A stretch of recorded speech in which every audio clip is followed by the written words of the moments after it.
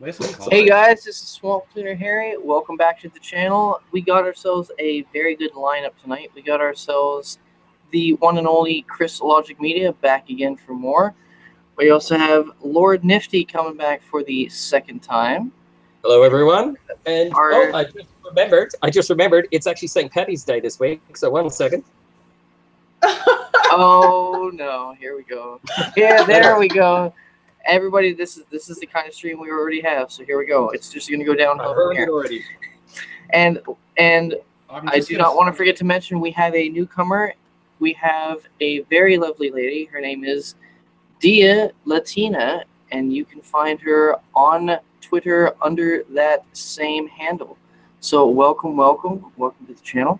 What up? And yes, and I love that picture of Audrey Hepburn in the background on that pillow. She's beautiful. You would, Harry. Idolized her growing up. But anyway, guys, today we're going to just roll right into it. We were already talking before stream. Today we're going to be talking about how the House Intel Committee has found no collusion, so they have ended their investigation in Russia. We'll talk about how that's significant or insignificant. We'll also talk about how Hillary Clinton needs to shove her foot in her mouth because she keeps making a fool of herself, and how the UK is having a bunch of free speech problems and they need to be addressed right away. So let's just hop right into it. So let's get back into what we were talking about. Hillary Clinton. Hillary Clinton. Why can she not stop making a fool of herself? It's been 16 months now. Because she's a woman. No, I'm kidding. It's been 16 months now. Literally, political parties, when they lose an election, spend maybe a day or two accusing the electorate of being dumb and brainwashed, but she just keep rolling it out.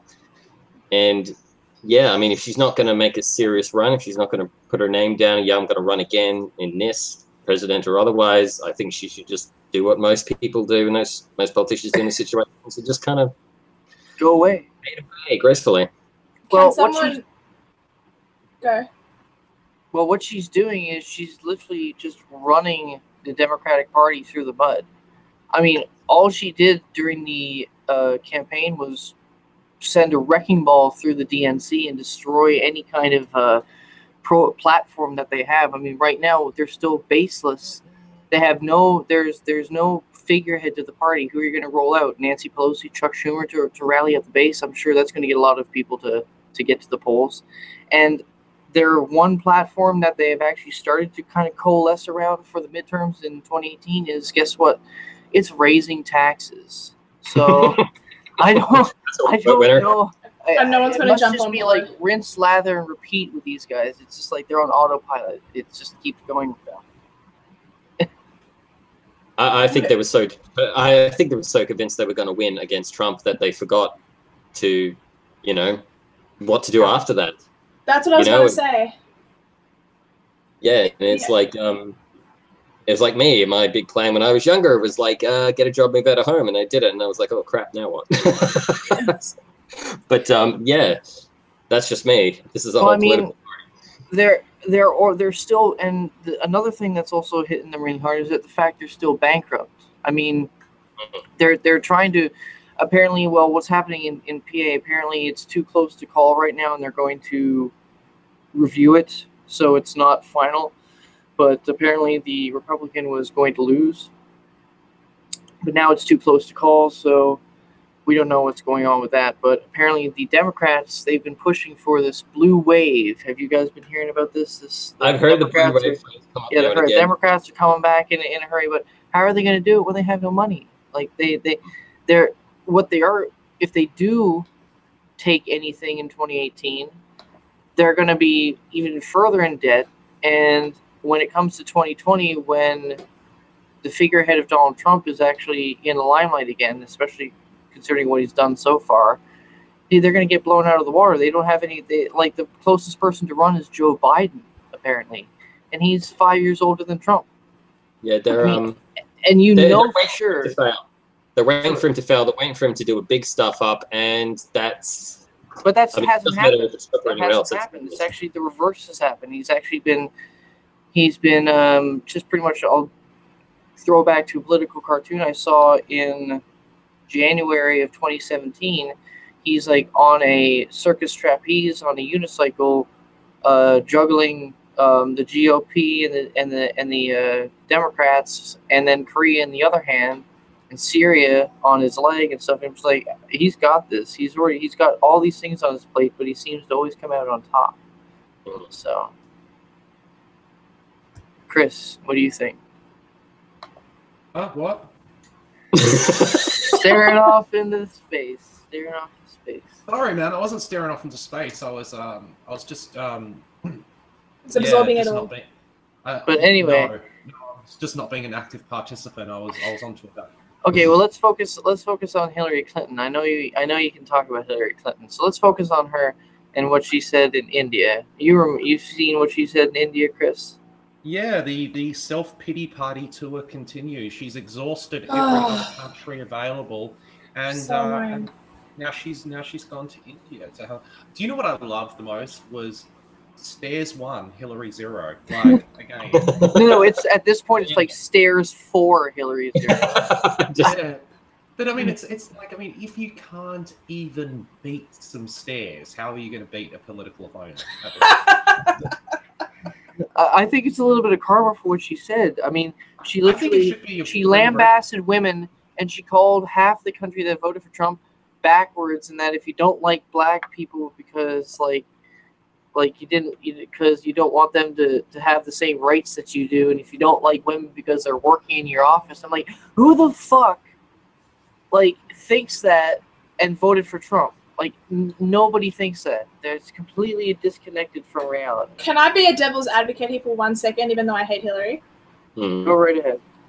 We always say that we shouldn't, we get offended easily. What's wrong with the left? They get offended easily. So even if she does call all of us deplorables, why do we care that much? She's an idiot. Like, who cares? Like, is that really that offensive? Well, she'll probably be dead in about 5 minutes. Well, remember, a lot of people have the memory of goldfish nowadays because of the kind of culture and mainstream media, pop culture blast to the brain that we get. I blame Twitter and alcohol. I'll be right back. But what do you think of what I just said? Yeah, no, I think you've got a point. I'm just trying to be philosophically consistent. No, I agree, but I was just expanding on it a little bit. No, that's fine. But that's okay. That's fair enough. I think we're less. I think we're less triggered though. I mean, when she came out with a deplorable phrase, everyone started posting frogs and changing her name to first name deplorable, last name on Twitter. We kind of very quickly turned it into like a. Oh yeah, I had my name changed even for a couple of weeks, and then I turned my name into a Russian agent. Yes, people do that. Yeah, and then I finally found my moniker of the swamp cleaner. So. Yeah, the swamp cleaner. Hopefully I can put a TM on the end of that. So. But it's registered. No, I understand, and there are some cases where people not of the left have complained about triggered and then gotten triggered. Some cases, but yeah, some. It's a consistent thing. Oh, you called me male. How dare you call me male? But you have a dick. I mean, but you have a vagina. Like, it's all these. I don't know. It's a constant thing. So that's why I said that. But anyway, the left can say whatever they want. It doesn't really affect me in any way. They get offended when somebody uses the wrong pronouns. Absolutely. To them. But then when killing newborns is fine. Let's say, like when it's Planned Parenthood, like it's okay. We're gonna just suck it out of there, and then actually sell those body parts. Yeah, let's focus on the black babies especially. That'll be fine. Or like you get offended when you think somebody is actually being violent towards you with an opinion, and then you say somebody should so much they would so like to see Trump get assassinated. So yeah, exactly. Or or like a bomb goes off and someone says, "Oh no, someone will call Muslims bad names." It's like, really? That's your priority right now? I know. I mean, I'm from Northern Ireland. That was never a concern during the Troubles when bombs were going off and people were getting shot and houses firebombed. No one went, not all Catholics are bad, not all Protestants are bad. That never happened. There's no need to say that. That wasn't religiously centered around Catholicism per se. Oh, Catholics sided with the South and Protestants sided with Britain. I mean, they were divided along religious lines, but that wasn't the main argument. They weren't. No, they weren't like solely based on like jihad. It wasn't a holy war. No. It was just. It was a war of identity, really. It was a war of political. It was identity. nationalistic. Yeah, nationalistic. It was a war of nationality and. Yeah, but you're right. The Lord Nifty's right. Every single time a Muslim does something bad, people automatically default to, well, not all Muslims. Not all Muslims. And, Why do they have to keep doing that? Like, I know why they do it, but it's retarded that they do it.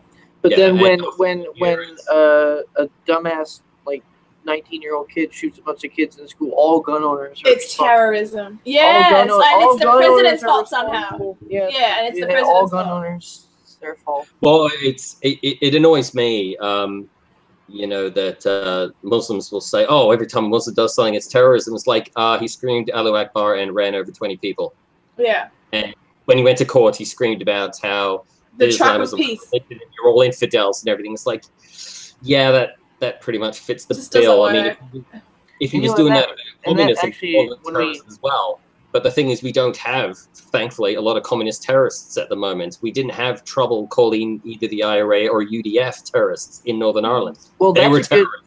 That's a great point to bring up when we talk about the free speech troubles in the UK, because I was watching a bunch of the videos with Lauren Southern. Lauren Southern's a terrorist. And it shows that, like, they ask her things like, are you a radical Christian, or how do you feel about running Muslims over with trucks? I'm like, what are you? I saw her on Sargon of Akkad. I'm like, oh my god. I know. I watched her Stefan Molyneux interview. I watched Sargon of Akkad. I watched her Tommy and Bert Robinson one. She pretty much said all the same thing, that these guys, they just detained her and they were threatening her with political discrimination. I know. And what happened to Brittany Pettibone, and that's something that I wanted to argue with Nicole when she gets here, and hopefully she gets here, is the fact that Brittany Pettibone's First Amendment rights were violated, even though she was in the UK, because she's. You and I were having a back and forth about this, big boy. You've also Nicole. No, Nicole too. Nicole was about that. But did you read? Don't exclude Nicole. Yes, I did. That was very enticing, but it's there's so much gray area in there. It's nuanced, as Lacey Green likes to say. It's nuanced. Well, the thing is that the First Amendment only ever originally applied to. Chris looks really pretty. I do. He's glowing with white privilege. It just looks better than all of us. It's a bit disheartening. Well, you know what the thing is? Here's what I did for Thomas Ellington. I shaved and remained sober for 2 hours. And, you didn't do me that luxury with my first live stream with you. But okay. Hey Harry. Well, I think that I'm not here for serious discussion. Back to you. I'm sorry. I didn't mean to. Go ahead. No, back and forth. I'm starting to think Dia Latina's got a little bit of crush on the white man dingo. No, I have a crush on Harry, but he's married. What is it with married men? The women are just attracted to. It's like there must be a magnet. There must be a magnet in the ringers. Maybe. It's all right. Your wife's pretty hot. I'd go there. I know she is lucky. I'm lucky. I'm a lucky guy. You know, I thought you just said she's lucky. No, it's the other way around, homie. Yeah. So she said she fell in love with me the moment she saw me. Oh, that's so gay. Oh, I vomited all over my carpet the first time I saw you. That's because you were drunk, right? Yeah, just. That's a common denominator for Chris. Oh yeah. I would say though about one thing. Britain's got funny laws like this. Like I'm from the UK. Go back on subject. Well, yeah. UK. If you go, and this is the long-standing law. This law goes back to decades. Even if you're British-born and you're a British citizen and you've lived somewhere else, if you go back to the UK, you cannot claim benefits for 6 months. And this is a long-standing law. This law was in the 70s and earlier. They'll allow jihadis to come back and take welfare and shit immediately. Yeah, jihadis can. Anyone really. A lot of these, anyone claims to be a refugee, anyone who rocks up gets a unit, apartments, they get the benefits, welfare. But if you're a citizen, you could have lived there 30, 40 years, you could have paid taxes all that time, been an upstanding citizen, never broken the law. You go to Australia or Canada or wherever for a couple of years, you go back to UK, you can't claim anything for the first 6 months. So you better have a job lined up straight away. Britain's got a very strange set of laws like this, and as we've seen now, it applies as well. You know, jihadis can come back. Jihadis can just walk in. Known jihadis, they get watched by the police, but, you know, God knows how effective that is. Maybe they get watched by the police, but, you know, you want to criticize Islam, you're not allowed in. Well, yeah, so retarded. The UK seem to have more than adequate police resources to combat hate speech on Twitter and Facebook, but they don't seem to have adequate police resources to be able to monitor 20,000 suspected jihadis or jihadist sympathizers within their country. I mean, this is ridiculous. There was I'll try and bring it up, but I really can't be bothered. There was some woman in some area of London or UK or whatever. She's saying that you know, wolf whistling and all this sort of stuff should now be considered a hate crime. Like this is the serious. She's a dickhead. No. Well, she's a dickhead, but I mean, like this is what parliamentarians and council people. That's thought policing essentially. But here's my argument. My argument to this is that free speech is considered a common law kind of thing. It's not on the books in the UK, but it's considered a common law kind of thing. And in the US, in the U.S. Constitution, it's written in stone. It's down there, and that's written, and everybody knows it. So that's why my argument stems from the common law guidelines that, like, international common law, like recognition. It doesn't count, man. It doesn't count. In Australia and in the UK, right? Both of parliamentarian system. Both of these countries have disallowed musicians to come in to these countries. Snoop Dogg. Purely because Snoop Dogg was disallowed in here because of his previous criminal record. Oh, okay, sorry. Yeah. There have been musicians. There's still double standards. No, there have been musicians that have been disallowed into both of these respective countries purely because of the lyrical content of their music. Now that's policing free speech. Like the First Amendment rights that Americans have, regardless of whether or not you are American, do not count in Australia and the UK. Then why do you guys Unfortunately, like I completely disagree with that. I had on my Twitter bio for the majority of the time I was on here. I think it still is on there, and I'm a free speech absolutist. So I disagree with the way these people have been treated. Selner, Pettibone, and Southern. Definitely. But at the same time, unfortunately, you can't say, oh no, Brittany Pettibone has First Amendment rights. She's not in America. Doesn't count. But it doesn't count if the countries are allies, man. It doesn't count. The laws are different. Okay, I lost my train of thought there for a second. Give me 1 second. Let me see if I can regain it there. But that's, I was about to say something. The basic principle of British law, which all the Western world is influenced by and based on, is basically you have the right to say whatever. You know, unless you want to be like Henry VIII, who banned people from criticizing his marriage to Anne Boleyn, and that was basically that was the first law of its kind on the books, and the only law of its kind on the books for centuries. You know, but and it was basically because the people and the parliament and the aristocracy and the royalty all understood, you know, you can say, say what you believe, and people have the right to tell you're full of crap. So when I remembered what I was going to say, because so then why keep up this moniker of, oh, well, then you have the right to say what you want, when arbitrarily in a matter of, a day, they can just, decide, no, we're going to change the law. I mean, but it doesn't happen. They keep the moniker, though, to like keep everybody in like a comfortably numb kind of sort of state. No. I mean, geez. Like countries outside of North America, we all love the ideals and the idea of free speech. We truly do. I mean, you know this about us, but the thing is that we don't have this enshrined in law. We don't have a constitution. Then why don't you? We have a constitution. It's just No, not. but it's it's not never needed. yeah, it's It not. was never needed. Are This there is the thing. advocacy groups in your countries for like putting free speech on the books? I don't know. Actually, that's a good question. That's a good question. I hear We've had probably some people There that- probably is. Yeah, that's you'd a have to good look thing that up. Yeah, That's a look good that thing up. to fact check. Yeah. We've had Good people idea to look demand the up. Bill of Rights, but unfortunately, the groups that demand the Bill of Rights are the same kind of ideological bent that are trying to get rid of a lot of the Bill of Rights in the US. So you don't want these people writing a Bill of Rights because it'll all be rights like you have the right to be offended, and people aren't Yeah, you know that's you don't have hard. the right to offend people. So it's You don't the have the right to SJW Bill of criticize. Rights. Okay.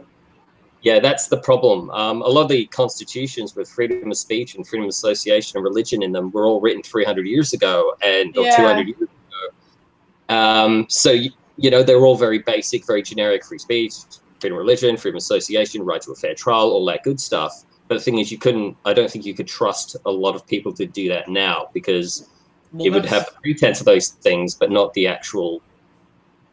It would actually be in there. It would all be all these caveats and all these extra things. You can't offend people. You can't do this, blah, blah. That's a really good point, FD, because that sort of goes back to those screen caps, and I think that was from the Chicago Law Review, or some sort of law textbook at least that I sent to you, Harry, or at least for you to read, which was that we live now, thanks to technology, in a world that's increasingly smaller. Yeah, and that's so true. the freedom of the First Amendment was, you know, it's 200-300 years old, and it was only ever meant for communication between one American to the next domestically. But you know, those founding fathers could have never foreseen that we would have internet connections like we do now, and access to the information that we have, and cheap airfares, and so. Well, here's the thing. I mean, I've done this. I was talking to my wife about this just tonight. You know the idiotic UK police when they'll tweet out something stupid like "Don't say something stupid online because we're watching you." Yeah. I'm sitting here in America. I can tweet out to them, "You're a dumb Orwellian, stupid, like idiotic, like police force. Don't you have some Muslim raping gangs that go on like you?" Like, yes, I can say, what's the difference? What's the difference between me saying it here and then just me standing at the police station there and then telling them that? I mean, that you're physically on their territory, and you're protected. You're protected by the rights of your land because you said that in your land. But that's exactly those things. What happens if I have a VPN and it tells them that I'm in Britain? Then they're going to be on a freaking wild goose chase. They'd be knocking on an empty house's door. Oi, mate, you've had too much to think. I just want to quickly interrupt and say that read a paragraph regarding what we were saying about advocacy groups. So there has been some debate regarding whether Australia needs a Bill of Rights. Arguments for a bill include that by having a reference point, people will be able to more effectively enforce their rights. Arguments against a bill include that by defining rights, we would by nature be limiting them. But that doesn't answer the question of if there are advocacy groups, but it is being debated. So there are people, there is a proposal for a Bill of Rights in this country. There you go. Yeah, it's around.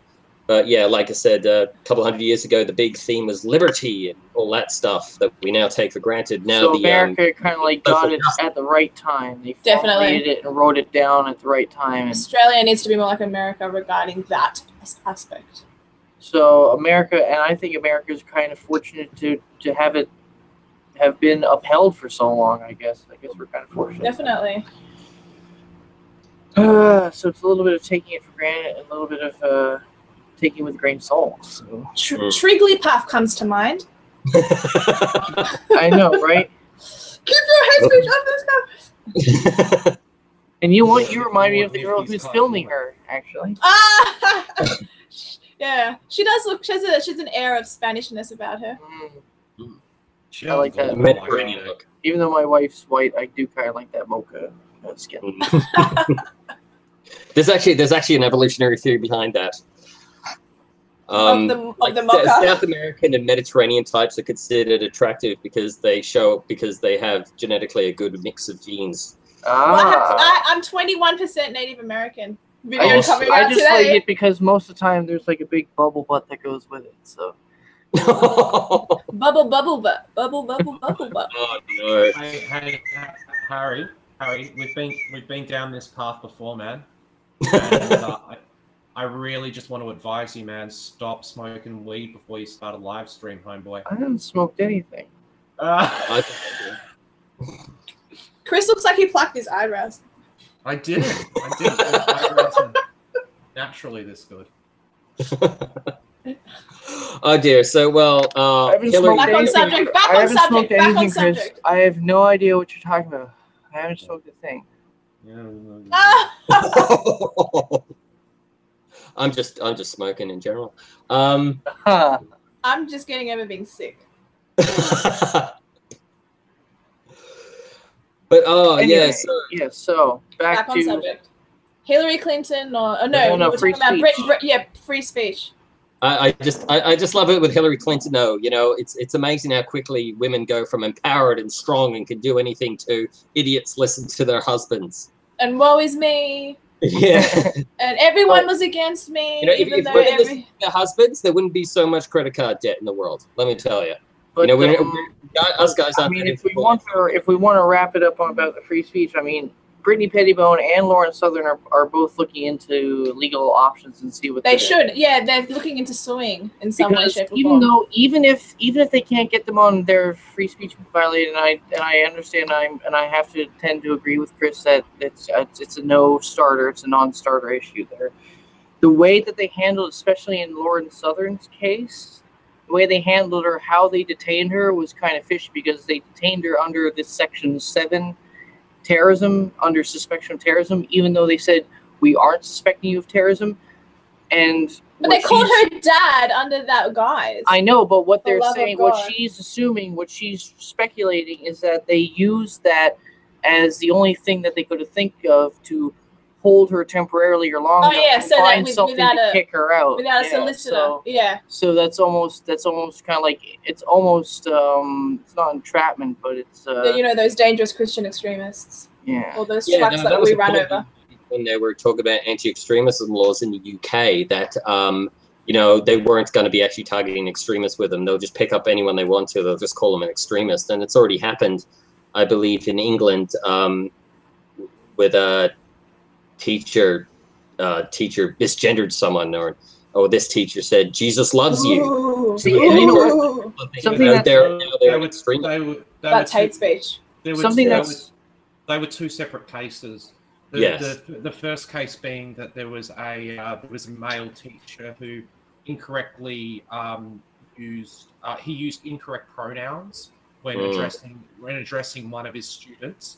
And the second case was actually the second case. There's probably a little bit more grounds to it. Was that it was a Christian teacher who was trying to push their religious ideology onto, I believe, a lesbian student. So how does one push their ideology? No, as in, what was the circumstance of that particular exchange? Is what I mean. How was it done? From memory, was sort of along the lines of, you know, your sexual preference will take you to hell. No, as in like it's wrong. Because that would be wrong. No, as in your sexual preference is wrong. It's implying it. Yeah, so I mean, I think that second case, there's definitely some sort of leverage there in terms of it being the teacher possibly being in the wrong. But that first case was purely an instance of someone just sort of making a gaffe. But they did end up losing their job. Some Christians are retarded. But I just wanted to make a quick point about what are you smiling about, Nifty? When I was watching, I just want to make a quick point about when I was watching the interview Lauren Southern had with Tommy Robinson. He said at the end of the interview, he was saying, like, what do you think they asked, like, when they actually have, like, the actual Muslim suspect? Yes, exactly. He says, do you think they asked him, like, what is your views on radical Islam, and, like, how do you feel about running British people? No way did I ask that. No way. And how, you go back to the other part of it where how they say the authorities are so scared about being labeled racist that they don't like touch these subjects. All you have to do is these guys. All you have to know is like, are you saying I'm a terrorist? Are you Islamophobe? Oh no, sir. Okay, get into the country. Go. Maybe that's how all these guys get in, like without. They're like, panded to hard. They're just like, no. We're not calling racist. No, just get in the country. Don't. England, the face of England so will cut. be different They're so forevermore. bent backwards. They're so. Yeah, the whole Brexit thing was nothing. It was symbolic, but it meant nothing because it's going down a shithole and it's going to continue down that way. And it's really tragic to think about it. Italy is doing really well though. Oh yeah, Italy has completely went the opposite direction. Thank God. 2/3 of the government's controlled by either center right or far right. Good. They need. That becomes, far right. How do you define far right? How do you define extremist? Oh, I mean, well, yeah, they're nothing more, extremist. Okay, is bad. okay. Well, I'm Everything using it as at this point, far right is hyperbole. But yeah, it's like hyperbole. The identitarian Italian, the further right nationalism, all the nationalistic.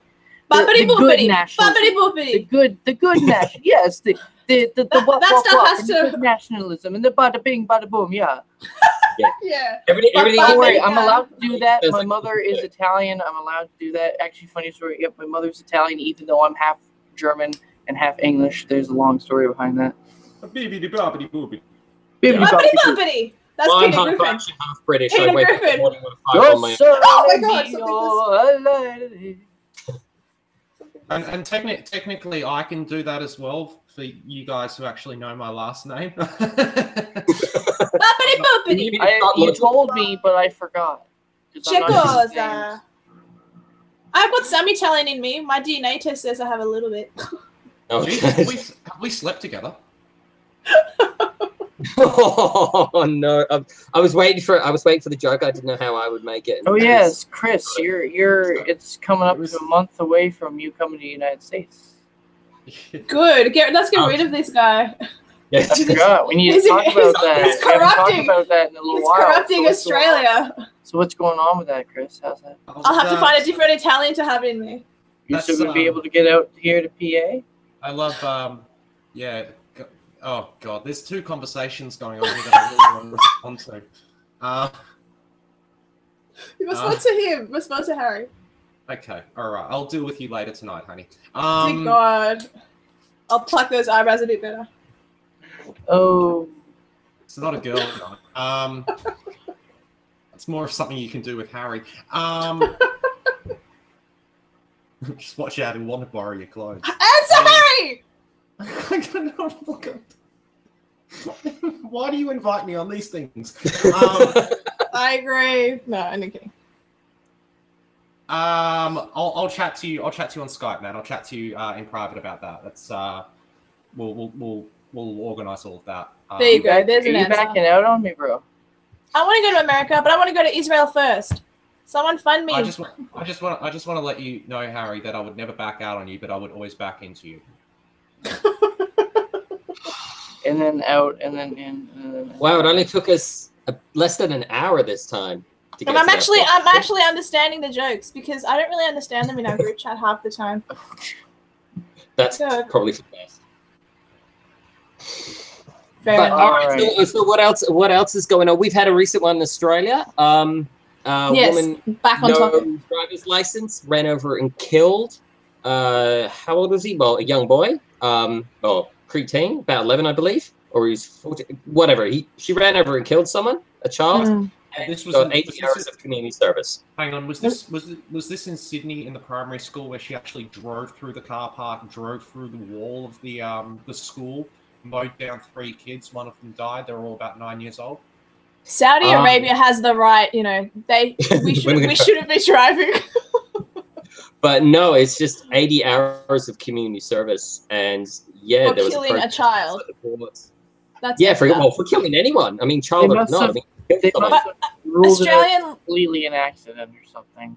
Australian laws do not match what they should. I don't know how to articulate what I'm trying to say, but basically the crime doesn't always match the punishment. Like in America, if someone rapes or does sexual molestation, the sentence is very high, whereas here it's not. So I'm not surprised to hear that she only Yeah, got we 8 months have the community rape service. culture. It's really bad. We got the rape culture here, though. You don't have a rape culture. Well, not on campuses anyway. But my point is, my point is, you know what my point is that Australia needs to be a little bit harder on that. Like that's really shit. 8 months is really, really weak. Yeah, it's that's not justice. That's not justice. I mean, you compare it to other cases where people have been drunk or unlicensed and hitting people. They've got at least prison time, a few years. I mean, still, he was sorry. The child was 13. He was. Yeah, sometimes. I mean, they're still sad tragedies, but it's just, you know, I mean, being ruled an accident. I'm sorry. When you're unlicensed, I mean, if you have people have accidents unlicensed. What is the theory here? What is the theory here? You know how like when a Muslim does a terrorist attack and they go, no one knows if it was you know, if the reason was because of Islam, and you know for sure that it is, but the police are just saying that because they're you know, being pussies. I feel like there's something hidden here that we're not sure about. Like why was that decided? Is there something there that I'm not aware of or that we're not aware of as the public? Is there a theory there? Well, the woman was already charged with drunken police assault and oh wait, sorry, that's another case. Sorry, but the protesters outside were basically saying one rule for them, one rule for us, because she was wearing a headscarf. She's a woman. I mean, okay, that answered my question. That's sufficient. You know, yeah, okay, moving on. Pick your identity politics, victimhood status. Yeah. You know, but either way, even if she was a white heterosexual male who'd never been to church in their lives or whatever, you know, 80 hours for killing someone by accident. I mean, if I accidentally hit someone, I'm still liable. You know, my insurance is going to bust me, you know, or if I don't have insurance, I'm going to have to pay for the damage and stuff. I might get charged. I was in a car accident a few years back, and the police said to me, you might get, they said you might get charged for reckless driving. I mean, it was a relatively small thing, but it's just like, you know, from a police officer I was just speaking to on the phone, who, you know, hadn't actually seen the damage to the vehicles. I just gave him a rough of what happened.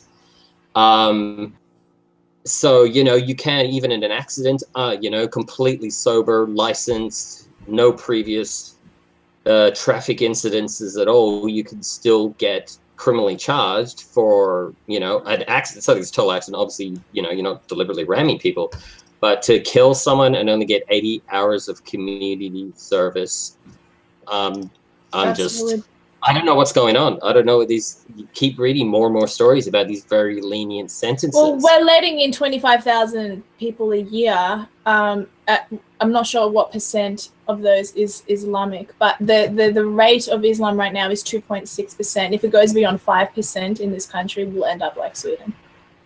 Do you know? Yeah, that does seem really there is. Sorry, what? Huh? Do you know what? Everyone's. Huh? You know what sounds super boring?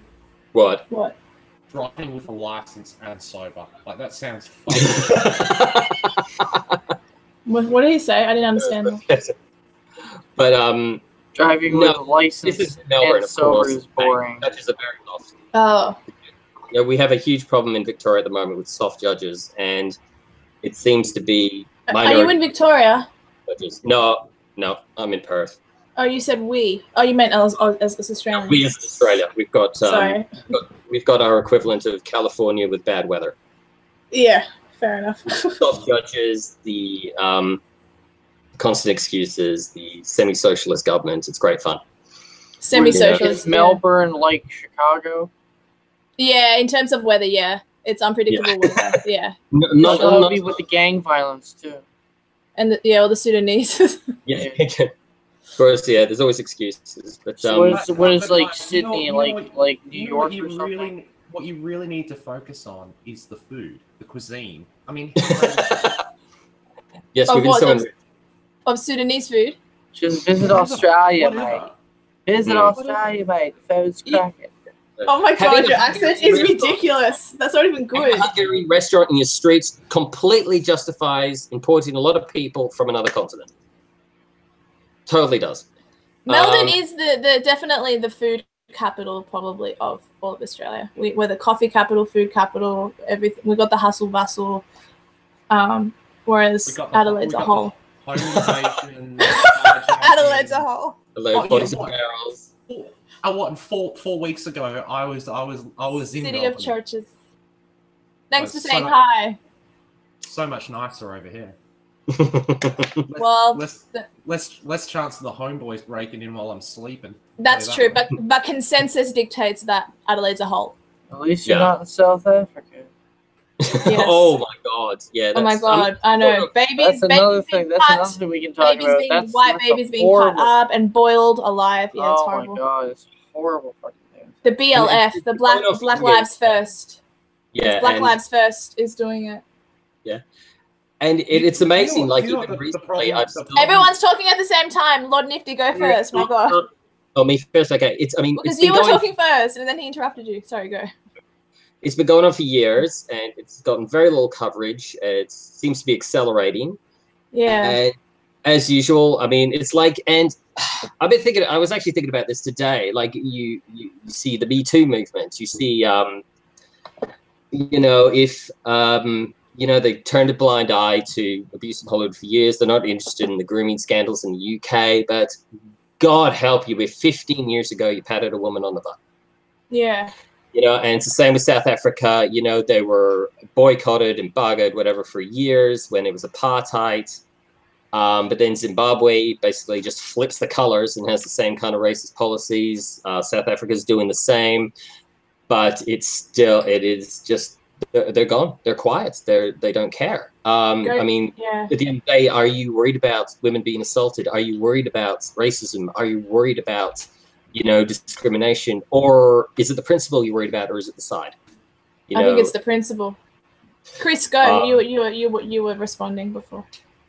No, all I was going to say with in terms of what you were saying, dear, about babies being boiled and all that sort of stuff, it's bloody disgusting, and it's horrid. It's kind of like a certain section of South Africa's population have maybe taken fat bastard from Austin Powers talking about baby back ribs a little bit too seriously. Oh, dude. But it's like, I read a couple of years ago, the King of the Zulus actually said that things are worse since the end of apartheid, which is, you're King of the Zulus.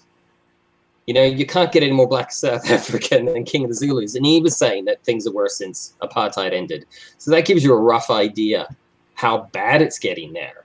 Well, what's that saying that they say? You give them an inch and they take a mile. It's like gays finally have the ability to marry, and now all of a sudden, let's infect our school children with transgenderism and politicization and all of that stuff in the schools. It's like, no, let's just keep it as it is. So that's what I don't like. So now the black people have been given everything they ever wanted. And it's like that, you give them an inch and they take a mile. They've taken it too far. That's not surprising. You get a little bit of power and then you become drunk off it. Yeah. And then did this happen in Zimbabwe? Didn't this happen in Zimbabwe? And now Zimbabwe stopped getting funds from other countries altogether because they pretty much got rid of all the white people. Wasn't this happening like 30 years ago? What happened is, they got rid of all the productive people who were mainly white.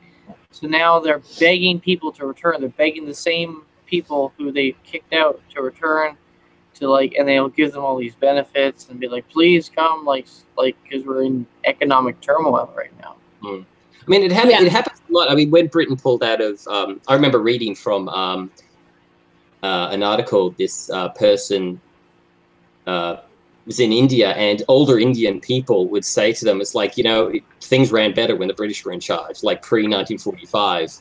They got their independence, and the British, trundled off back home, and they just said it's like it was less corrupt when the British were in charge of the bureaucracy.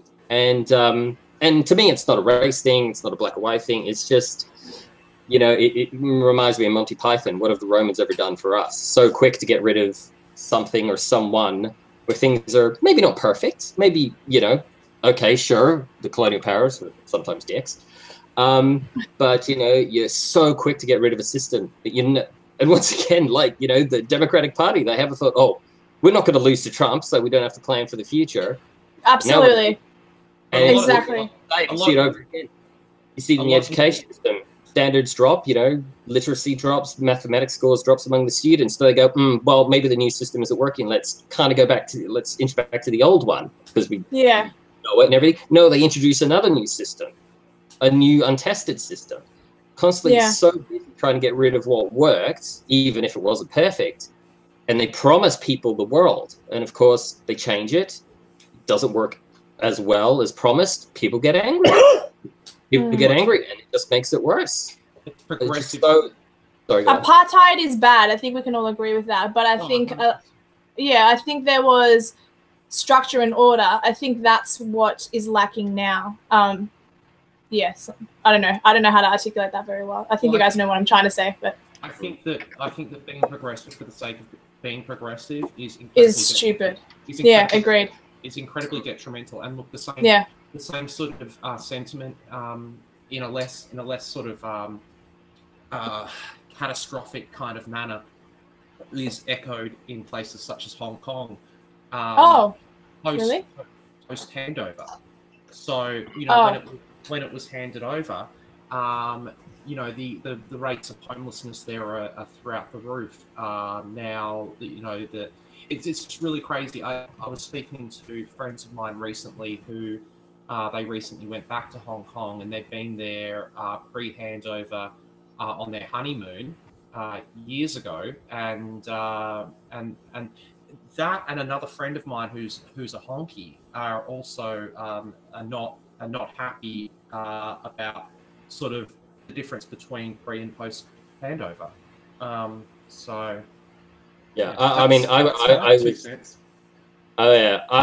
was there pre-handover on holiday, and it's the amount of people there. I mean, the idea of a homelessness problem in Hong Kong is, oh my God, that would be overwhelming. There's just so many people. You don't walk through a crowd, you get carried along with it. It's like a tide. Plus, I was the tallest person there, which was great. I would hate to go to Hong Kong. My hair would just freeze. You can't like crowds. If you don't like crowds. No, I'm talking about my hair. Humidity would just not be good for it. Oh my God, my hair. Sorry, I'm a girl. All right, let's bring it back to subject. That's good. How many genders are there again, everybody? Let's count them. 72, 72. 1, 2, yay! You're a bigot, Harry. There's another 70 on top of that, buddy. There's another 70. Another 70. The fact that you don't respect. What about demi boys? What about demi girls? Yeah. Postmodernism crap. I don't care. Postmodernism crap. It's like they should sort themselves out. I'm glad you brought that up, Dia, because it seems that you and I follow the same Tumblr blogs. Sorry. I'm not on Tumblr. Bullshit. Bullshit. That's because I said 72. No, because I missed a joke there, didn't I? No, because you said what about demi boys and what about demi girls? That's the best Tumblr page out there. Oh, okay, fair enough. I just happen to know that's a title used in the 72 genders. I don't know any others. The best Tumblr blog is the cross-dressing one. Yeah, but that cross-dressing children. You legitimately like that, Harry. Oh God! All right, hang on. Here we go. Oh, what have you found? Oh no, he's on Tumblr blog. I can't go on Tumblr because my doctor told me to avoid trans fats. And they all are. Oh no. It's there. I'm not a Tumblr person. Yeah, I'm on Minds. I hardly use Minds and I hardly use Gab, and I'm on those. Yeah, I need to find a place where I can download it on my phone that's not the Play Store. I need to find a link to download the app again. You guys should get onto BitChute. You guys should get onto BitChute as well. I know. I need to look up BitChute. It's great. I'm just having a look at live chat right now, and big shout outs to Panda for coming to join. Panda is on Twitter. And Osk. Panda always. No, that's true. Osk. Adelaide doesn't have power. It has a gigantic battery. I already responded. I typed. Yeah, this place deserves an asteroid. But yeah, there you go. Shout out Panda to Panda. needs a panda in his photo or her photo. Oh my lord! Am I going to click on this really? Yeah. No, I'm just giving a shout out to Panda because I talk to Panda quite a lot on Twitter. Panda Trans youth equality on Twitter. I was gonna give Panda a shout out, man. Demigender safe space. Give him a shout out. All right. Shut up, Harry. Go and smoke another cone. D-Fab, Demigirls, and D-Mab. What? These are all the genders, apparently. And if you don't know them, you're ignorant. And where's Attack Helicopter? Wait. What's your saying on a helicopter? Yeah, Attack Helicopter. All right, cool. So we've got Thomas Ellington coming to join us in a couple of minutes, which is going to be really. All right, I'm gonna go if he's gonna come on. No, no kidding. Thomas Ellington sounds rather posh. One of my. I know he sounds like freaking an what's an aristocrat. Yeah, yes. No, I hope he brought some Marmite. About 30 minutes before this stream, Harry's stream, I wrapped up a 2-hour stream with Thomas Ellington on his channel. We were chatting about the latest Kilroy emails, and so we did about what's 2 going hours. on with that? I forgot about that shit. Yeah, so everyone was very keen. Dave Cullen, everyone. I mean, I was keen, and I mean, I wasn't going to go, but you know, I threw in a few bucks, and it just seems to be like a slow motion avalanche with a train wreck on it. Yeah, for sure, 100%. And Thomas Ellington's basically the guy who's been covering it heavily since about November of last year, and he's been dropping videos daily, bi-daily, around and about this dumpster fire. So the really crazy thing that happened on our live stream was that the Kilroy team sent out emails while we were live, because like Base Mama and everyone would have been watching the live stream that we were doing. They sent out emails to people who are Kilroy founders, and midway through the stream. So that was really cool. I didn't receive the email, probably because I don't know why, but I didn't receive it. But yeah, it was cool. I got that DM to me, and we're able to talk about that. So yeah, Kilroy are definitely all over Thomas Ellington. He's killing the game. You got herself Base Mom. Christina Hot Summers is Base Mom. Seriously, I mean, apparently, Base Mom is a shady character. Yes. Apparently, I've learned more and more. Apparently, she had a hand in doxing. Do you guys remember? Bearing. No, not. It was. Lord, Joy Sparkles BS. Do you guys know Joy Sparkles BS? Yes. Yep. Yeah, she had something to do with her. I don't know who that is. That's, she was on top of that Daddy 05 situation. Oh, well, I know the Daddy 05 situation you're talking about. It's a shame. You got to be careful. She sparred with Onion Boy. She sparred with Onion Boy a lot. Yeah, you got to be careful. You have something new. People come in to just make a buck or make a name for themselves. They're not the genuine article, and it's quite often too hard to tell until the dumpster fire. Apparently, she did a stream with Andy Worski the other week. Apparently, she's trying to come back and tell her story about what really happened or whatever. I don't know. Who, Joy Sparkles? Yeah. She was on a stream with Andy Worski a couple weeks ago. I like Andy Worski. I wasn't sure about Andy Worski at the start. I actually haven't watched too much of his stuff after the fall. After no, I haven't either. But with the Kraut & T Skeptic Community implosion. Oh yes, Kraut & T. Oh, I watch him with like Blair White and Oh, I love Blair White. I would. That's a trap. I would.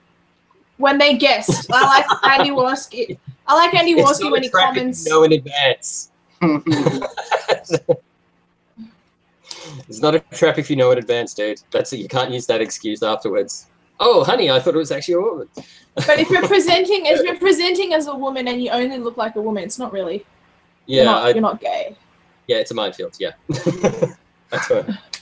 But yeah, she's. Yeah. Anyway, she's cool.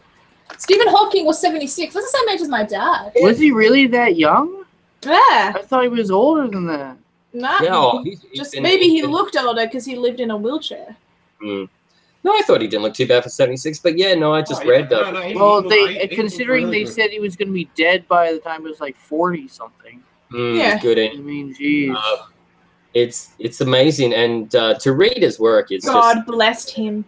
It's just a head fuck. Sorry, it's just amazing that someone could comprehend this. Big league stuff. It's, yeah. Hey, Panda, I want to know, what's your Twitter handle? Oh, Chris left. Bamboo shoots at bamboo wow. or we can't breed without porn. Because pandas.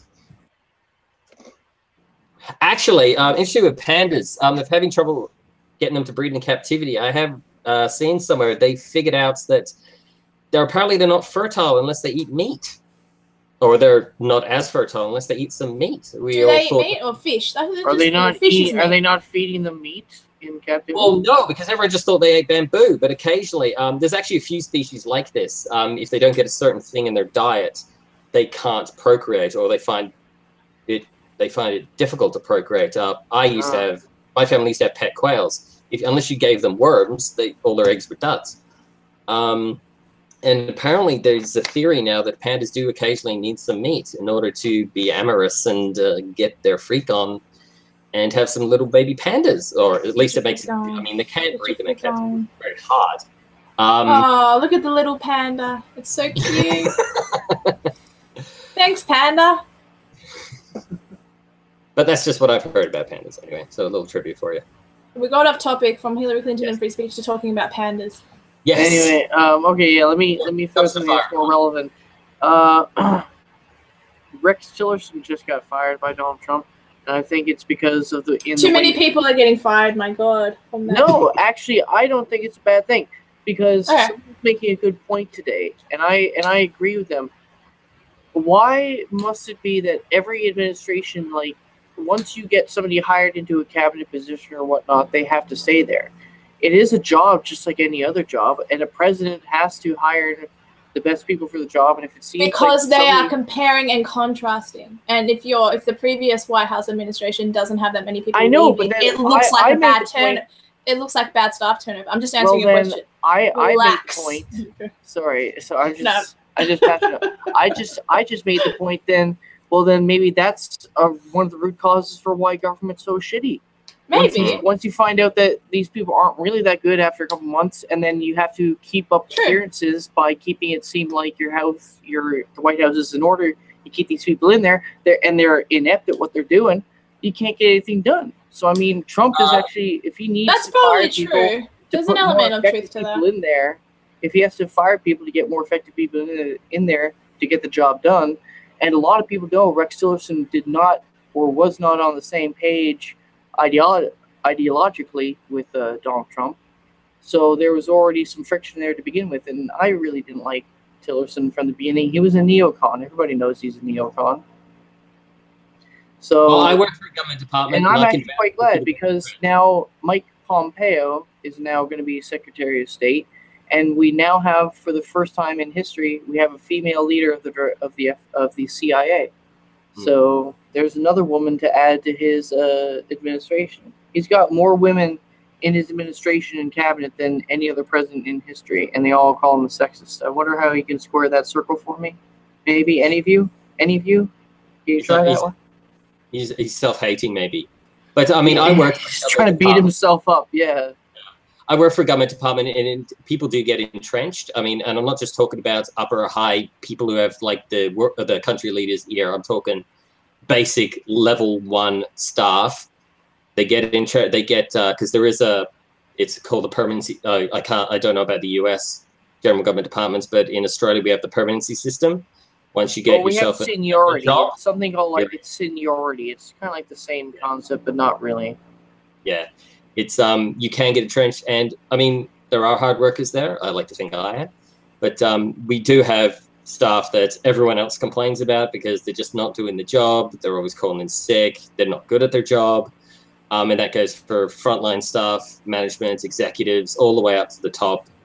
They get long-term contracts or they get made permanent, and yeah, unfortunately, government does entrench staff. Does everyone hate Joy Behar? What's this? Joy Bit blurry. Behar? Oh yeah. I don't like her. Just to change the subject. No, what'd she say now?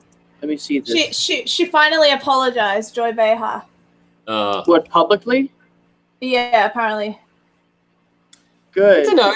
I mean, if you're going to go on TV and say something, does your apology mean much? I mean, Nah, because she was compelled to apologize, and She was forced to apologize at first, and then people didn't think that was enough. Christians are constantly mocked all the time, particularly by Joy Behar. Thomas Ellington has entered the building. yeah. How's it going, guys? Hey, oh. What's happening? Nothing much. Just waiting on Chris to show back up. Yeah. Why did he disappear? Is he okay? He's disappeared. He's got He wants PMS. to his eyebrows.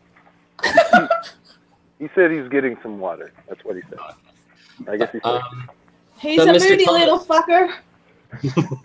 But welcome to the Thomas, what do you stream. wanna bring up? Welcome to the channel. Hi. Thanks for having We've me been on. talking pretty good. We've been talking about a myriad of things. Oh, he's back. We've been His talking thirst about is being quenched. Hillary Clinton with her foot and mouth disease. We've been talking about the essence of free speech being snuffed out in the UK, and how the House Intel Committee has found no collusion in their investigation. And a tiny little bit of Christian persecution, but not really. Just referenced. Nice. Sounds like a good selection of topics there. Mm-hmm. And it sounds like I came back at the right time because Thomas and I have not talked to each other enough today. So is there anything that you would like to add to any of those topics, Tom? Are you white, Thomas? White Jewish. Well, white, yeah. I consider myself white. Oh, so I was just curious. I can't tell by the photo. You look mixed. Like, what are you going to do, dear? Are you going to persecute him if he's not? I was curious because he looks like what percentage? I want the DNA test. Email to Thursday. my DNA test is coming out. My DNA test is coming out tonight. Everyone post it on your YouTube, on your Twitters. Hey, I didn't. dear, That's don't to make it easy up to hunt down the Joes. I'm 3% Jewish. Okay. don't let me start talking about how much DNA you've got inside you, mate. We've already. Oh, gone dear down God. It's not my fault you keep taking it there. I have a pure mind. You don't. Alrighty, back on track. Yes, please. Do you know what Dia's DNA test comprises of? You haven't seen it, my friend. Do you know how they conducted her DNA test? No, don't go there. They put her in a darkened room and shone a blue light on her. I don't get it. Apparently she looked like a cross between a Dalmatian and a Jackson Pollock painting. Those that you're gonna go there, Jackson Pollock. Okay, Thomas, please save us. Yes. I can't save you from this. This is not too far. Inject some intellectualism into this, please. Yes, don't cross the streams. Panda just said, did everybody see Crooked Hillary falling down the steps of India? Yes, we discussed it at the beginning. You missed it. Oh, well, we can always discuss again, Thomas. Like, I want to think see it's a her little fall bit of- down I think it's a little more. bit of karma for her idiocy the other day. There should be one of those 10-hour loop YouTube videos where it's just her falling down the stairs for 10 hours. Like the horse. Are we talking about another fall? Did she fall again? Yeah, it was in India. In You didn't India. see that? How is she still alive? Well, How is she still walking? Well, the argument that you can make is why would you want her to be present at the stage, considering Paul Joseph Watson did a very thorough video on all of her disorders and stuff. So I think it's good she's not president because she would be dead halfway through. Yeah, and then There's no way Bill she would could be in handle it. charge. But what do you think about what Hillary Clinton said? And did you hear about what she said in India? I heard a brief overview about it's slipping my mind right now, but she's basically blaming everybody again. is Yeah, what I she's heard. blaming white women for not voting for her because of the fact that the men in their lives forced them to vote for Trump, like their husbands, their sons, their male coworkers. And That's a good way to promote the idea that women are independent, free thinkers. Exactly what we said before. So true. She's an idiot. and I she don't- also I don't know, how did they get to vote for Trump? Where'd they find the time? Shouldn't they be making sandwiches? I mean, that seems to be the implication here. I like sandwiches. And she also implicated that all Trump supporters are backwards and that they only voted for him because she would fix their problems, which include if you don't like that black guy having all his rights, if you don't like that woman there working in your job, and if you don't like that American Indian guy having a better life than you are. I can fix that problem for you. When the fuck did Trump ever say any of that? It's nice to see that she's learned her lesson from running for president. Yeah. Saying the exact same things over and over. This didn't work. Let's try it harder this time. Like, well, I tweeted out that short little video, and I said, Democratic Party to Hillary Clinton, shut up. I hope whoever runs on the Democratic ticket does the exact same thing again in 2020. Well, apparently the person that's the number one on the list right now is Joe Biden, if you can believe it. Creepy Look Joe. up your door. I know. I'm about to say, they're going to roll that out incessantly. It's just InfoWars and Fox News, like every day. Creepy Joe. And think how that's going to play with the identity politics crowd. It's going to be another white male running. And heck, it's going to play against like that whole child sex trafficking, pedophilia kind of stuff. And you can throw that in with the Me Too movement, and boom, there you go. Time's up. Time's up, right? Your time is up. Does it sound like Oprah? A new day is coming. Oh, go away. A new day is coming. Tomorrow, I love you. But tomorrow belongs to you. Tomorrow will be destroyed. But I haven't been able to really talk about this one because these guys aren't in the United States. But I know it does seem partisan because the House Intel Committee is run mainly by Republicans, but the House Intel Committee has ended their investigation into Russian collusion and have found no evidence of collusion, which is a pretty big deal and could be played down because people can make that whole argument that's partisan. But what do you think, Thomas? What do you think, Thomas? What's that noise? Well, I can't get into the app to mute my phone, and I'm walking through my house. So. Oh, that's all right. That's all right. Yeah, I'm sorry about that. I was outside and I'm freezing. Okay, so what you're saying is that the committee that came to this conclusion is essentially a partisan committee. Is that right? Well, no, it's not. It's looked at as partisan because since the Republicans are in control of the House right now, the majority of that committee is run by Republicans, but there's still Democrats on the committee. But it's being portrayed as a partisan decision based on it's coming from the House Intel Committee, which is headed by Republicans. But what I'm trying to get to is my main point is saying that the Mueller investigation is privy pretty much to all the same information that the House Intel Committee has been privy to. And if the House Intel Committee has ended its investigation, Robert Mueller is going to have to end his soon, or he's going to have to at least show what he has, or shut up. Yeah, I mean that really, I think that really depends because Robert Mueller seems to be really ideologically driven at this point, sort of on a mission. I hope it turns out that way. He doesn't seem like he cares a lot about the actual facts of the case. He's on a witch hunt, is what it almost seems like. Well, he tweeted that tweet from Trump when he announced that. I thought that was great. It was unprecedented how they served because they allowed him to have no scope. There's no limit to what he can search.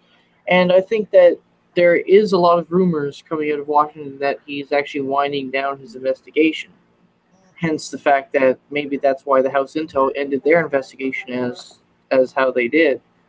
But if anything, he's going to have to either finish it up quickly or say that there's no collusion, because if he keeps it dragging on, it's going to just, by the amount of time passing by, the illusion of collusion is going to disappear. I mean, it's already disappearing. He's going to break a lot of hearts. There's going to be a lot of tears from that one. Well, people are already calling him Judas. I mean, he's already being equivalent to Judas on Twitter right now. That people are hopping mad that he's not, coming out with something. naturally. They just need to get past the fantasy. There was never anything there to begin with. There was never anything substantial for him to find. Well, what was there was all contrived by the DNC and the Hillary Clinton campaign. Yeah, there's more evidence of her collusion than his, but they're focusing on Donald Trump. I'm gonna have to jump out of the stream and jump back in so I can be able to mute when I need to and so forth. But I'll be right back. No problem. Laters. All right. It is a bit concerning that, you know, this is what politics has come to. That, you know, there's the dirty tricks. I mean, there's always been dirty tricks and infighting and backstabbing and all this stuff, but it's getting very, very sophisticated now. It's getting very multi-layered, very complex, very well funded, and it's, you know, eventually, if it keeps going the track it's going, at the rate it's going, you know, eventually you are going to get presidents and prime ministers, you know, not voted in or not re-elected or getting booted out over dodgy accusations. It's going to happen. Well, that's why we need to. That's why we need to do what we're doing right now, and that's taking care of it right now, nipping it in the bud and draining the swamp. Have you guys seen that movie with Natalie Portman and the guy that wears a mask? The Vendetta, or what's it called? Star Wars? Oh, V for Vendetta. V for Vendetta. Yes. I own the movie. I love that movie. Don't you think that's what the world will become? That's sort of how I feel. V for Vendetta was pretty much an updated version of 1984. Yeah. Okay, well, I mean, either way, it was a retro, different side. I mean, I understand the movie completely. It makes sense. I feel like that's where the world is headed, at least the UK, and the rest of us are not that far behind. That's actually the future, and it's really scary. And then we'll all die. So instead of having a nuclear accident that kills 800,000, we'll have a culture war that kills like a couple 100,000. Because it'll come to blows, because the British are the tolerant people, and they suffer in silence until the point it's too much and they have to fight. Almost too late. Yeah. We've had enough of this. We're just going to take over, you know, like a third of the world's land surface. Thank you very much. Yeah, I mean, it is like some people have compared like the British Empire at its height, which wasn't that long ago, to what's going on now, and it's just, my God, you know, you're scared of this blonde woman who's saying things about religion that the vast majority of people in Britain don't follow, and you used to just like, you know, take on Nazis. 46. England is 46% towards the religion. Who are we talking about? Who's racist? Racist? No. Lauren Southern. She's banned because they defined her as racist, even though against religion. Well, we have a politician, a Muslim politician in Australia, Anne Ali, who's been pushing for Sharia. Basically Sharia. She's been basically putting for a criticism of Islam to be basically included in the Racial Discrimination Act. It better not. If that happens, I'm going to scream. Is she the one with the stupid Jamaican-looking like head wrapping? No. We know who you're talking about. It's Yasmin. Yeah. God, Yasmin. She's the one whose Twitter account mysteriously got deleted the same day she announced she was running for Parliament, which was convenient for her. Because up to that point, no one was paying much attention. She's a frustrating human being. Yeah, so do you think that'll happen, Nifty? Will Australia end up that way, do you think? They definitely try, and if it doesn't work that way, I think some will try to get it in a different way. ACT, the Australian Capital Territory, already basically has anti-blasphemy laws. I mean, they are basically all religions. You can't, you know. Well, at least it's equal. It's not a good thing.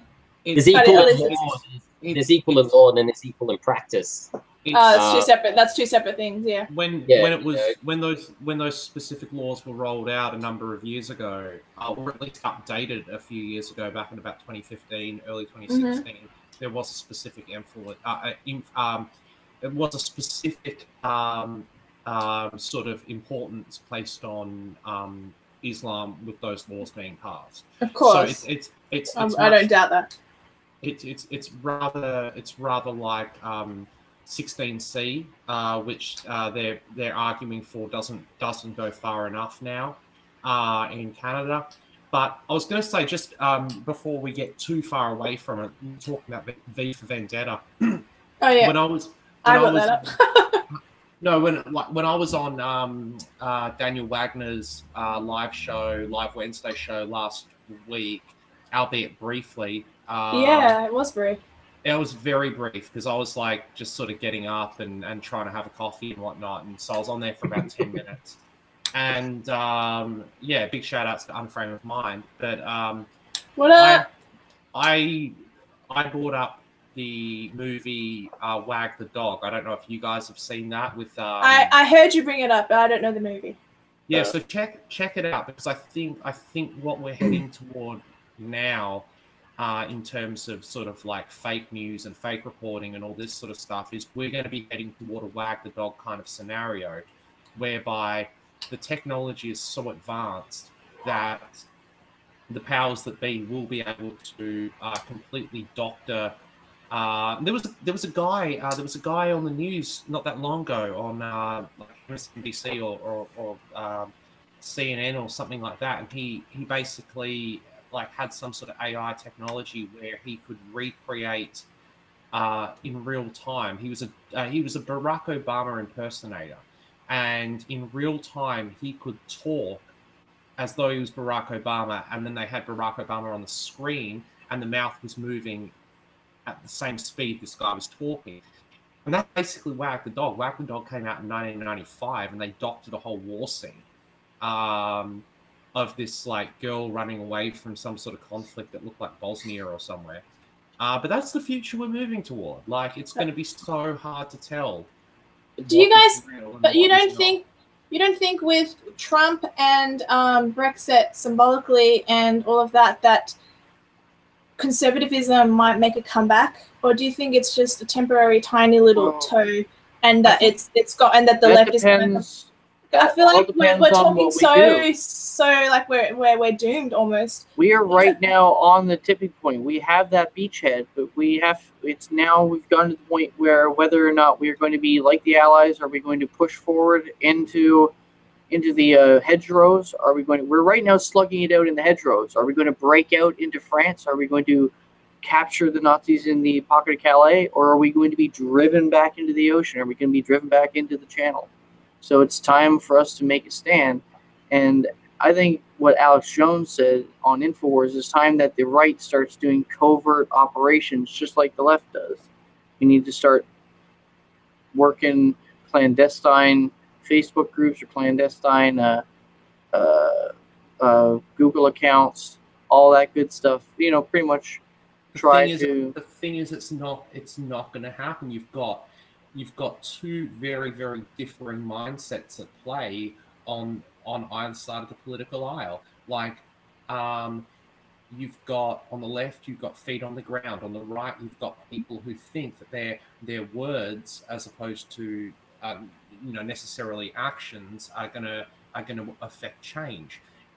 So you will see small pockets of change happening, but you're not going to see dramatic movements.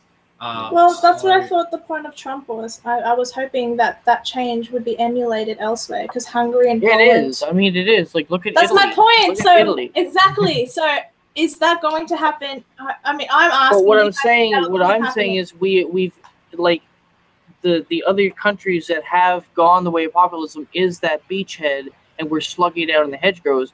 But when you get something such as the EU has come down the pipe now telling the UK that they're possibly obliged to give them a second referendum on Brexit. Yeah, that's retarded. That's the kind of stuff that's it was that's voted. back. It's done. That's the kind of stuff that it is. It's been booted. They're not going to do a second referendum. No, sorry. That's not what I meant. I meant that the vote happened. It's done. So why do that? Why do a second referendum? Because I want to win. Still them having the political clout and the opportunity to do that, to maneuver that way. We need to cut off their avenues of political movement, so they can't do these stupid ringer, like, end around bullshit, like, idiotic, totally against the will of the people, yet politicians will turn a blind eye because they have, lobbyists that funnel them money. They've got focus. They got special interest groups that they're pandering to, and it just doesn't change. Especially if you take a look, PragerU just did a video on the European Union, on Brexit and stuff. Yeah, it's about 5 minutes long. It tells you about I watched it. These guys, video. The commission is completely unelected, and you cannot remove them. So you're incapable of getting this out of your way.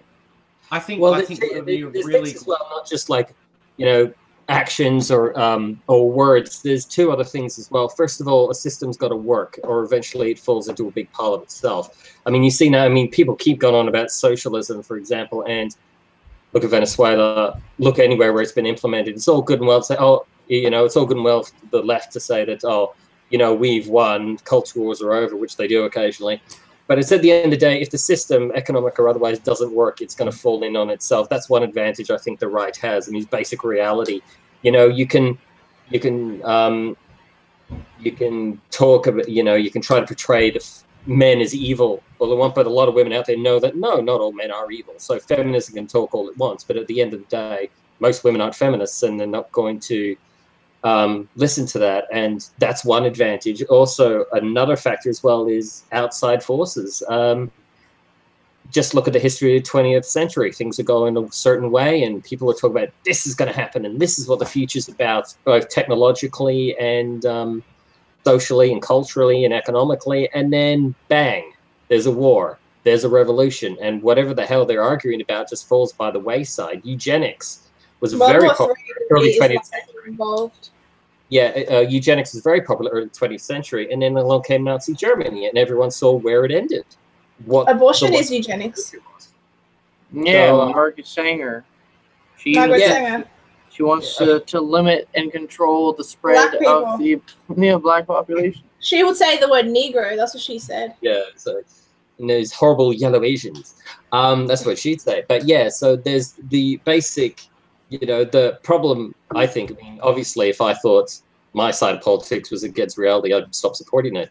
I think the left's, the big basic weapon of the right is reality. Not only that. And they say that we're the science deniers. It's them. They think there are 72 genders. Well, they say that our science is pseudoscience, when a lot of their science, like the feminism argument and the gender argument, is based in a pseudoscience itself. It's because people who are on the right sometimes challenge the climate change analysis, and because they challenge it, they're automatically labeled as climate change deniers, but they just don't think there's sufficient evidence yet, so they don't take a position either way, and that somehow makes you a science denier, climate change denier, all of that. When you're not a fair and analysis. If you need funding for what you're researching, and there's not a problem, you're not going to get the funding. So if you tell people there's a problem, you get the funding. So hey, do we have a problem with the climate? Yes, we do. But you shouldn't politicize that. Like, science should not be politicized in any way, shape, or form. Science should be like 1 + 1. That's what the left has successfully been able to do. Yes, but they shouldn't be doing it. Yeah. It's frustrating. Remember, they don't have any morals. They have Solinsky tactics. Some of them have morals. You don't generalize, but yeah, they pretty much okay. But it's I think reality. The Hillary Clinton doesn't have morals. Yeah, the problem is reality takes a while to catch up. You can change a society in a way, and you don't see the full effect for 30, 40 years, and there's a lot of suffering in the meantime. I mean, so it's kind of. I think reality is a great weapon to have on your side, but at the same time, reality has its own time schedule.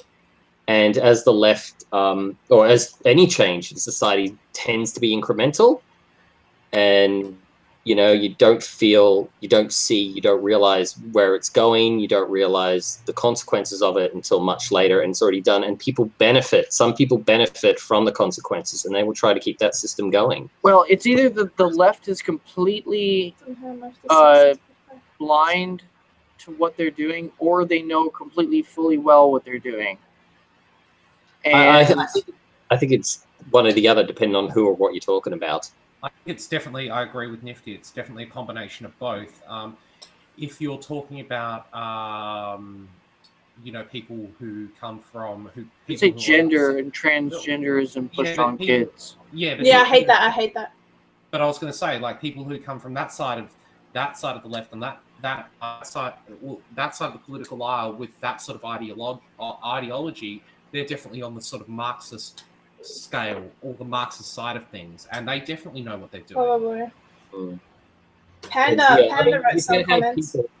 You can But have if you're two, talking about like if you're going maybe for the feminism stuff, that's more of like they don't really know what they're doing. But I think feminism's going on so long. I think they know what they're doing when it comes to feminism. Yeah. Feminism wasn't a thing when I was growing up, and then all of a sudden, like 5 years ago or 6 years ago, bang! It came up like a tsunami. Yeah, there's also the useful idiots kind of idea. The people in charge know what's going on. The people that are following them, you know, that are retweeting stuff and everything, you know, they're listening to it, but they don't know what's going on. They don't know what the end goal is. They don't know all the other stuff that they don't tell them, you know. But I hate they just make the same argument about us. They just say we're just as ill-informed or uninformed as they are. True, then that's because of what, climate change, and because some of the people on the right happen to be creationists. I hate when people are like, well, here are my sources and here are your sources. Well, which ones are correct? I'm just like, I hate when it gets to that point. Yeah, well, but contrast is the best way. Because you have to figure it, because you have to look at the source of the source or how they broke down those sources.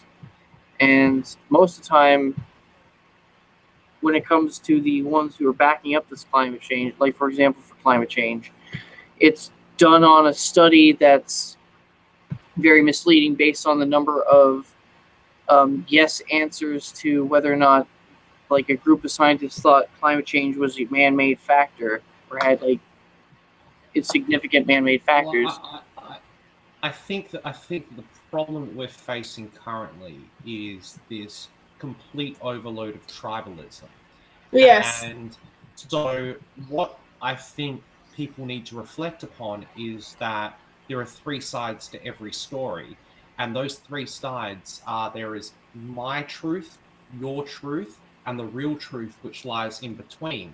And because we've become so incredibly tribalistic and so incredibly partisan, we are only absorbing, and social media has helped create this, because we create our own echo chambers of confirmation bias. And therefore, we can pick and choose what we want to listen to, which confirms our arguments, and also adds to this sort of tribalistic nature. And so we fall into this pit of screaming and yelling at everyone, you're left, you're right. Which isn't helping much. Instead of engaging in open, honest, rational discussion and communication, which is where we need to be. But the left is the problem, mostly. The right has problems too. But you're still right. You're still right with what you're saying. And it doesn't help. Chris, I got a question. When you say it's my truth, your truth, and the real truth, what is the real truth? Because let's say, well, there's only two genders. There's only two genders is a fact. That's no one. Yes. Because what I'm saying, Harry, is that okay, let's take this as an example, right? You and your wife break up, and God, like I'm not the breakup. The breakup. All right. So I'm just using this as an example. Nice plug. Okay. I thought it was. Word up, thanks, dear. But no I'm just problem, saying, dude. Right, so, for an example, you and your wife break up. Now, when she's talking to her friends about the reason for you guys breaking up, she's going to say one side of the story. Now, when you're talking to your friends, be that me or whoever else, you're going to say your side of the story. Now, the thing is that you're going to defend your position. She's going to defend her position. And in between of that, you're both correct at some point. You're both wrong at some point. I know, but how do people find that out? Oh, like how does? This is what I'm saying. The truth always lies in between. So if we're in these sort of echo chambers of confirmation bias, where you're only watching Fox News, you're only watching CNN, that's not healthy for anyone. It's not healthy, because all you're seeing is one side of the argument. And this is the point that we're at, whereby people are only absorbing one side of any given topic. It doesn't You're matter right. what it is. It could You're be right, but the political, it left could does be that more. Yeah, I agree, because Yeah. they've, outside of the Murdoch media having a massive stranglehold on global media, that's really the only outlet. But people come out and say, like, wait for the unbiased decision, wait for the unbiased ruling from the third party, the all-knowing third party that comes in, swoops in to save the day. But here's the thing. The thing is you have to exercise your own due diligence. You have to do your own research, and you have to be open to having your ideas challenged. And you have to read shit. I do The general public doesn't do that. They just want the news to tell them everything. But the general public don't do that, and that's why we're in this problem that we're in right now. Yes. Well, we rise above that, be better people. Well, the thing is, a lot of people don't want to rise above it, and they're aware that they don't want out of it. I was long story short here. Subject came up, and this guy talked to. There was three of us sitting there, and this guy brought up a study.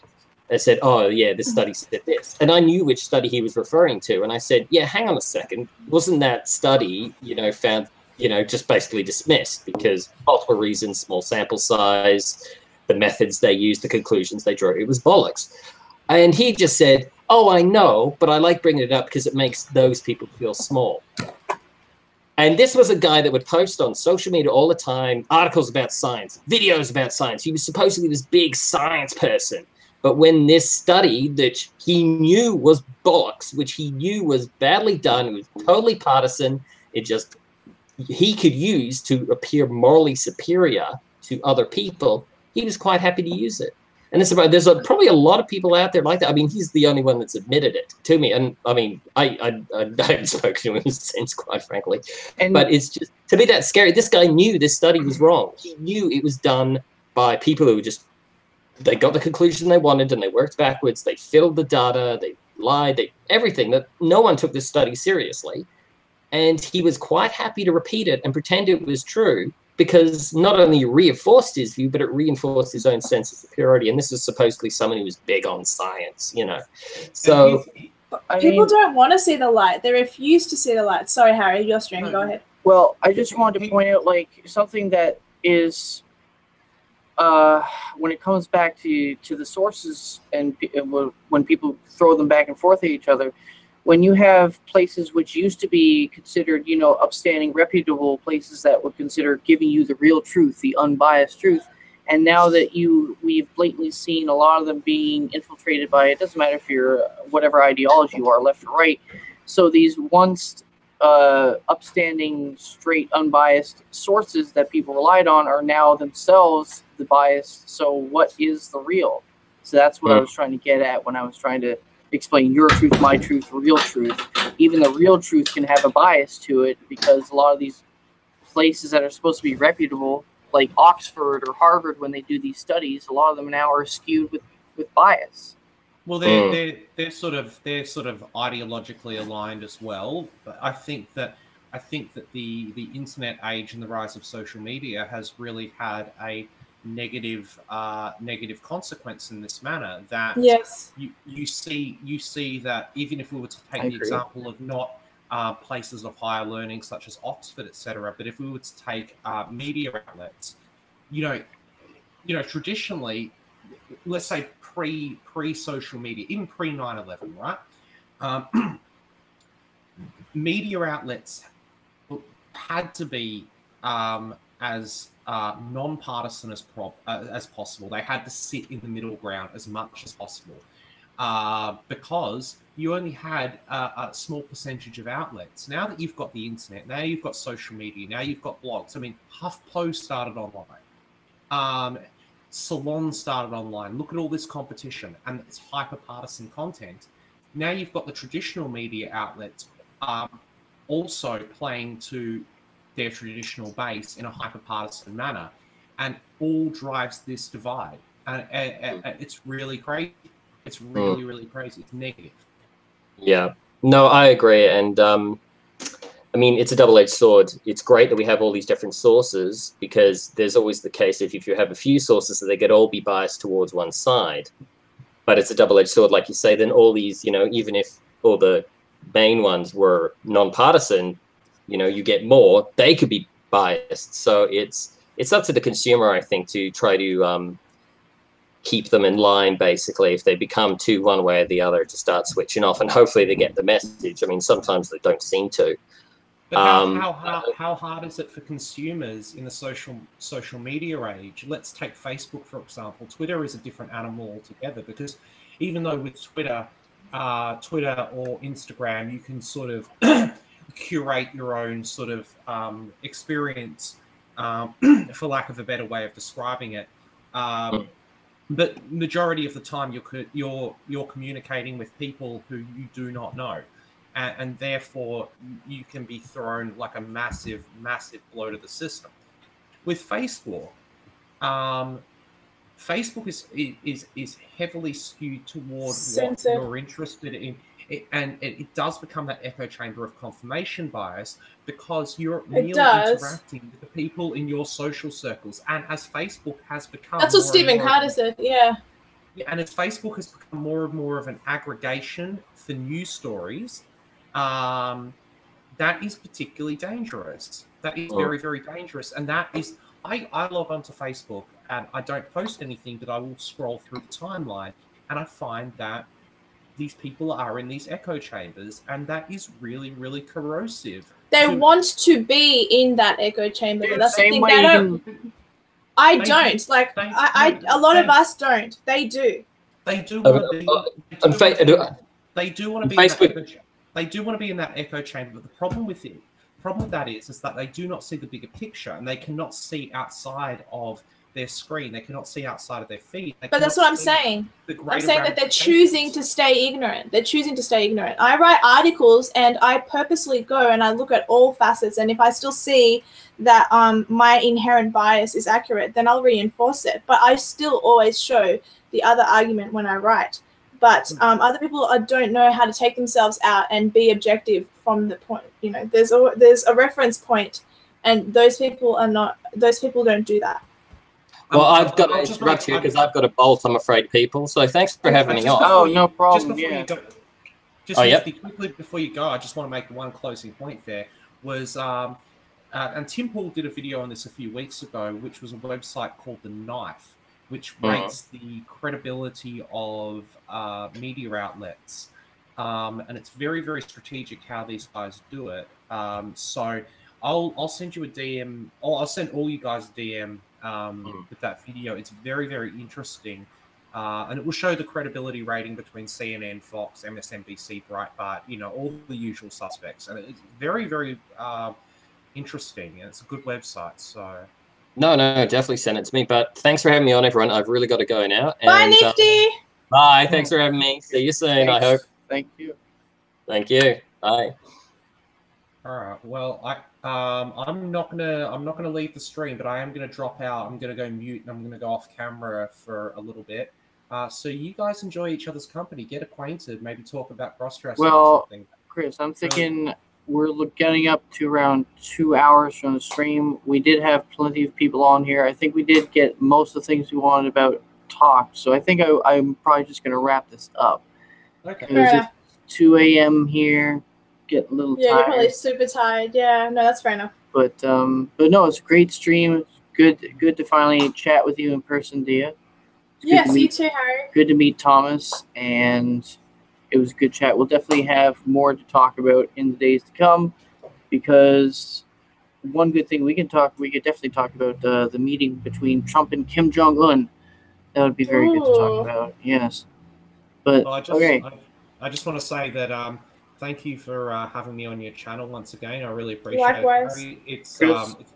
It's certainly been a long time between drinks, so to speak, and as Nicole and I retool our whole recording setup, and I'm a little bit more grounded now, I look forward to and I happily to speak on behalf of both Nicole and I. I'm sure we both look forward to having you as a guest at some point within the coming weeks. Oh, that would be great. I'm looking forward to that. Shout out to your lighting. You look beautiful, Chris. Thanks, I know that nice pale complexion. But no, it's a pleasure to always have you on the channel, Chris. And I hope you will definitely be returning more and more. So well, I called in sick today, so I don't know how realistic that will be. But of course, I will do my very best. All right. We can roll the dice. The night is still young. We can still do a live stream together. I definitely watch. If it's successful. All right, everybody. This is Swamp Cleaner Harry. I hope you guys enjoyed the stream. I hope you guys enjoyed the guests we have. Some were on here a little bit longer than others. Some unfortunately didn't show up. But I'm talking about you, Nicole. We will definitely get you on next time. So definitely remember to follow everybody who is here on Twitter. Check out their handles, and I will see you guys later. You guys have a great night. Peace. Bye.